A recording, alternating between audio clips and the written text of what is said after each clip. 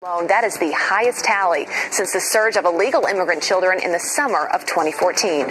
Said he was going to impose his agenda with his pen and his phone. And so when he couldn't pass the DREAM Act, which was giving amnesty to certain groups of illegal aliens, he imposed it by executive order. When he couldn't pass cap and trade, he imposed it by executive order. Same thing when it came to gun control, financial regulation, healthcare, transgender bathrooms, imposed by executive order. And so when you rule by executive fiat, you can't be surprised when the new executive comes in and undoes your fiat.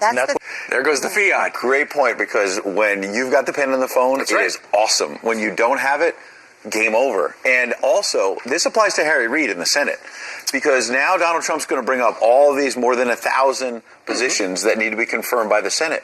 And you say, well, they need 60 votes. Sure. Because that's the tradition. No, Harry Reid destroyed that. That's right. And said, we're going nuclear, and now it's just 51 votes. It's great. So it works for Barack Obama's appointments, but now it'll work for Donald Trump's as well. Sure. So would somebody please send this memo that Barack Obama is extending the hand of unity to Donald Trump, because there are all these protests that have broken out over the last few days. The main beef seems to be that left-wing protesters don't respect an honest election. By the way, that's a hallmark around the world. Every communist and socialist takeover, from Cuba to Venezuela to Soviet Russia back in the early 20th century, featured violence and assaults on freedom. Here in the USA, we honor protest, but increasingly, we are seeing people who want our system destroyed. Talking Points respects sincere protest. If you believe Donald Trump is not good for America, I have no problem with you displaying that opinion. However, if you hurt someone, destroy something, or promote anarchy, you then become a danger to the Republic. That kind of stuff needs to be punished, and quickly. Also, we are living in an amazingly destructive, politically correct environment here in America. Just because something offends you doesn't mean you have the right to hurt or destroy. The new president might want to make that very clear. And if you don't like it, Canada and Mexico are nearby. They might be happy to have you. Then again, they might not. That's right. Down to the wire with a razor-thin margin of just 4 points. Not exactly razor-thin, but nevertheless. It also continues a 20-year streak for Republicans in the Grand Canyon state. Arizona's 11 electoral votes. Mr. Trump now has 290, and he could get more. New Hampshire and Michigan still haven't been called. And an update to bring you on a tragedy we first Ahmed Khan Rahami, limping into a Manhattan courtroom, now faces life, up to life behind bars. His lawyer telling the judge his client won't get the medical care he needs in federal prison. In this newly released video, you can see the moments before he opened fire on police officers in New Jersey. They fired back and were able to arrest him. The terror suspect pleading not guilty to those charges in New Jersey. He's being held on $5.2 million bail. 31 people were injured in that. His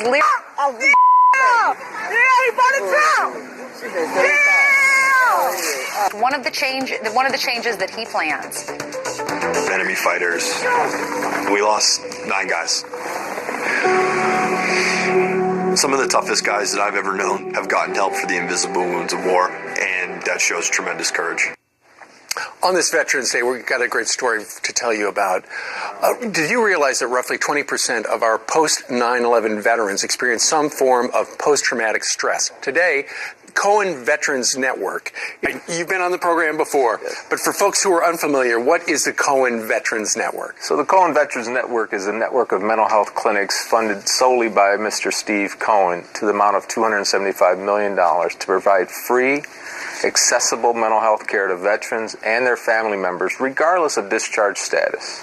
So unlike the VA, it's not just the veteran, it is the veteran and their family as well. You're treating everybody in the house if you need to. Absolutely, and we believe that's the model you need. You need to treat the entire system. And I can tell you that the demand for family care in our first 5 clinics is much greater than we anticipated. Over 35% of the 950 patients we've treated in just 8 months are family members. Unbelievable.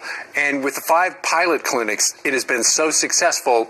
In the coming year, you're going to roll out how many more? Yeah, the demand has been huge. We're rolling out 14 clinics in 2017, and by 2019, all 25 clinics will be open. We're going into high-need areas, And by June, I'll have clinics in high-need areas like Fayetteville, North Carolina, Fort Bragg, Washington, D.C., Colorado Springs near Fort Carson, Colorado, Denver, as well as El Paso, Texas near Fort Bliss. And unlike the VA, I understand when somebody has a need, they call you up, they're in within a week. Within a week, we can get them in the same day, and that's what I'm focused on. I'm focused on access. I'm not driven by anything other than ensuring good quality care with good access. And what kind of care do they get at the Cohen clinics? Comprehensive mental health care. And we hear a lot about post-traumatic stress disorder. About 20 to 25% of our veterans present with that. But the majority of the challenges are depression, anxiety, life, and transition. It's about all of those mental health challenges. From what I have learned about your organization so far, Dr. Hassan, is as Donald Trump is trying to figure out what to do with the VA, you've actually got a pretty good program they could take a look at as a model. Well, I hope the whole country takes a look at what we're doing, because what we do is a demonstration of how a private, small network of clinics can be nimble and meet the needs when they're needed to be met. If somebody would like more information, is there a website? Sure, www.cohenveteransnetwork.com. All right, and we will have that information on our website, foxandfriends.com. Thank you so much. Dr. Hassan, thank you very much.